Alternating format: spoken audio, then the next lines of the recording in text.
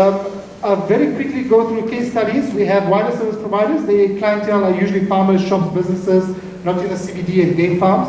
Connectivity that they have is wireless last mile connectivity via open ISM Wi-Fi. That's 5.8 and 2.4 gigahertz.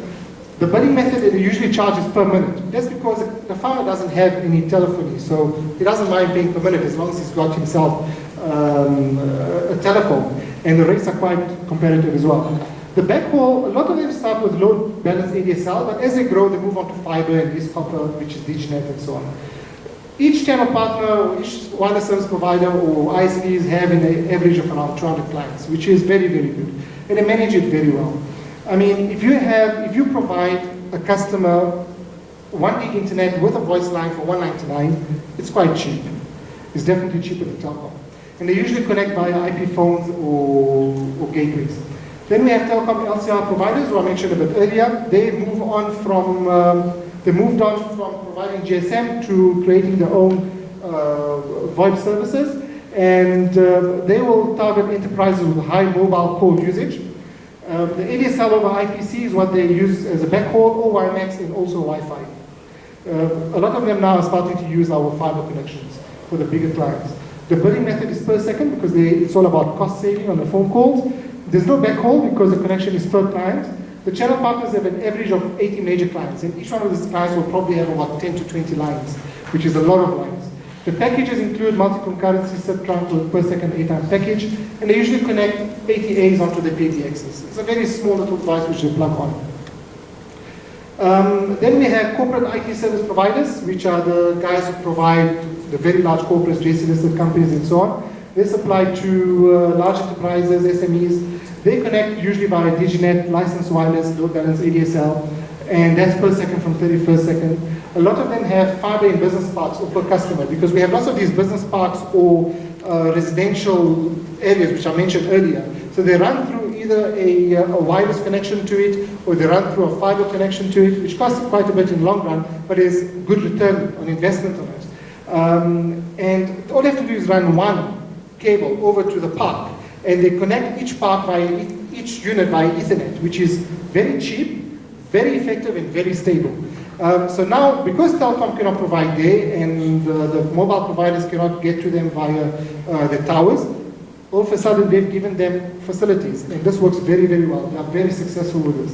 They usually sell them one cloud hosted PBX, multi-concurrency sub-trunking, and so on. A lot of the devices they use is S6 PBXs, ATA gateways, IP phones for hosted PBXs. Okay, so that's basically on the TVNO side and what we provide for you. If you are interested into that, we will be at the back and we can give you a bit more information. We're just going to cover a little bit more on the technology that you can expect as far as voice over IP is concerned in the near future. The first thing is that as South Africa enters more and more into broadband, we are now changing from a very small 384K ADSLs to now, I hear we're going to have 40 megabits ADSL lines and fiber to the home and all that stuff. So because our broadband pipe is growing very, very big, what's going to happen is that the technology that we use will also grow very big. If you think about 18 years ago, when we were browsing the internet with HTML version 1, our websites then and our websites today are very, very different. Although this morning I Googled something and I seen somebody still using a 1994 website. And that loaded very, very fast. But if you look at today's websites, they're all WordPress related and so on. So as the technology grows, the internet, as the broadband pipe grows, the internet technology will also grow with it. Similarly with the broadband, with the broadband, the copper lines will be replaced with fiber connections. If we get, for example, in our homes, a 20 megabit fiber to the home connection, now we can have facilities such as triple play, or even quad play, but triple play, internet, IPTV, and telephone. And the telephones that we're looking at, we're no longer looking at these old Venus Telecom telephones anymore. Look at the bottom over there. An American company called CT Cloud released a very fancy phone with Android loaded on it. Now you have a phone which can browse the internet, do video calling, do whatever you want over one phone. Now to have this phone at home, this is a reality. It is going to happen. South Africa just needs to get bigger broadband to the home. Another thing that is going to happen with VoIP in the very near future is integration with social networking. Now, everyone is talking about social networking because it's a reality as well. Social networking is a very, very big portion of our lives. After his presentation, he asked, okay, let me look at my Twitter account for questions. It's amazing. Imagine you calling somebody from your Twitter account or from your Facebook account. Look what the LinkedIn CEO said at Double Fall 2010. In the future, we'll be pursuing some of the things planned, whether it is instant messaging, telephony, video point-to-point conferencing. It's extremely high priority at this point.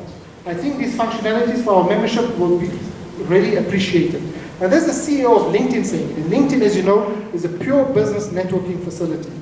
Now, if they're looking at calling a LinkedIn member to another LinkedIn member via his SIP account, and if that LinkedIn member is not available on his computer, it gets transferred over to his cell phone, can you imagine the communication that's going to happen in the near future? Facebook has already launched his messenger service. Most of you who do go for Facebook for personal use, you can look at the bottom right. You will see there's a messenger service which they ask you to sign in for it. You can sign in for it and something comes up, it looks a bit like Skype.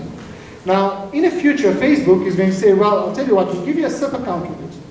Or you can enter your own SIP account details. So you click onto another Facebook messenger, another Facebook user, and he will be receiving a call on his cell phone. Do you see where technology is going? Social networking is very, very important in our lives, and this is where this is going to. I mentioned earlier about that fancy phone that the American company has set up. However, video calling has been on in Europe and America for quite some time. In South Africa, very unfortunately, it hasn't. O-Tel Telecom launched video calling last year sometime. Basically, what we do have is that if you have yourself a phone that looks like that, that's a Grandstream phone. We do have the Ojo phone, we have quite a few phones, and you're on the O-Tel network. You can actually call the next person via video. And this is carrier-grade video. Now, you guys must be thinking, you know what, Skype has it for many years. This is not Skype. Skype is a free service. If you look at this is a commercialized service. The voice, the quality, everything that you see via commercial service is very different to having a Skype service. Now, if I was doing a 10 million rand deal, I'm not going to go and invite my customer to speak to me on a Skype video conference. I want to have a secure video conferencing. I want to sit in my boardroom, have one of these polycoms showing up on my LCD or my plasma TV, and I want to be able to speak to him professionally and close the deal. Now, similarly with this, we can have now video conferencing at your desk. You can call somebody and you can actually view everything. It's just a matter of time that video conferencing becomes a regular thing, because remember, once again, you need bigger broadband. The last slide that I have over here is mobile VoIP handover. Now, all of you know that cell phone usage is now actually more than landline usage. A lot of the businesses, especially if you're using cloud-hosted PBX, for example, somebody calls you at the office, your phone rings for 30 seconds, if nobody comes onto you, if nobody picks up the phone because you're out of the office, you don't want to lose the deal. You're going to forward that call over to your cell phone, and you'll still be able to receive that call. If you are driving and you cannot answer your cell phone, it will go back to your office phone, and it will go onto a voicemail, which then gets sent to your email. How's that for productivity? Instead of you going to fetch your email, your voicemail comes over to you, and you can listen to it at your convenience. And I check my emails religiously, and I'm sure you do too. So imagine having your voicemail on your email. Nevertheless, everything's moving towards VoIP technology. Why? Because you do have your cell phone. On your cell phone, you have your application, which you have your VoIP application on it. You register your SIP account on it, and you can make calls to your office for free. You can receive calls from your office for free. You can save costs on mobile calls by calling via VoIP from your cell phone.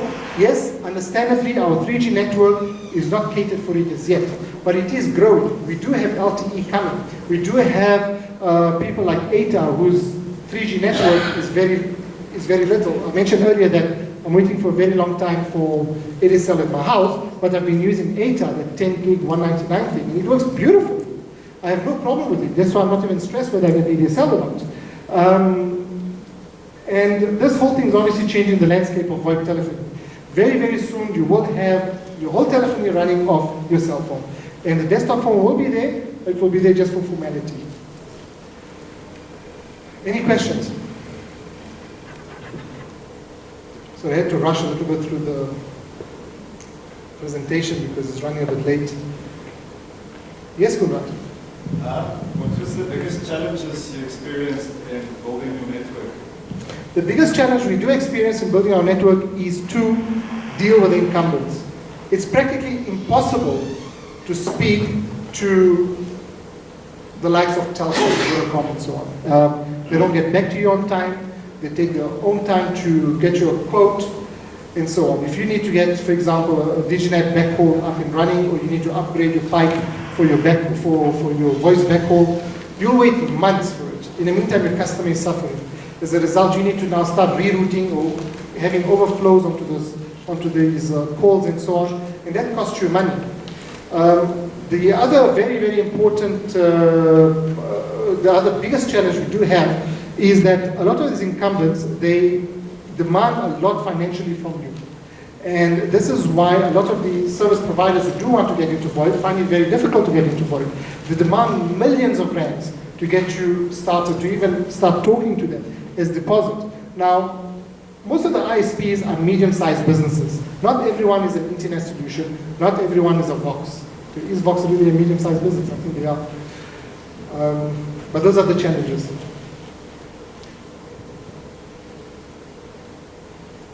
Any other questions? Any of you are having problems? Any of you using VoIP at the moment at your offices? Do you have any? Okay. Okay. Quite a lot of hands. How do you find your last mile connectivity? So, okay, it's not as good as normal TDM.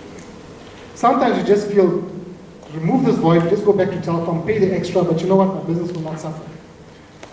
So pay the extra money, but at least my business will not suffer. There's a feeling that most of the people have sometimes when they're facing the challenge, the bad connectivity of VoIP. But yeah, so we'll try and get good last mile. I was speaking to Thami, the CEO of iBurst earlier, just to discuss further on licensed wireless, just to get good last mile to our clients.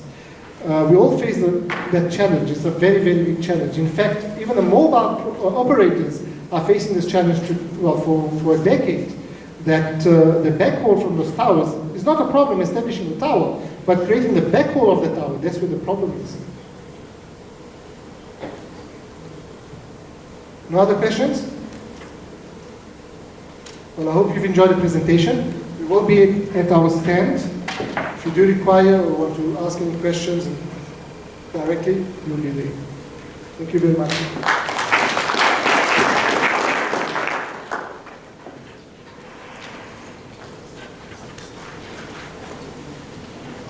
Thank you.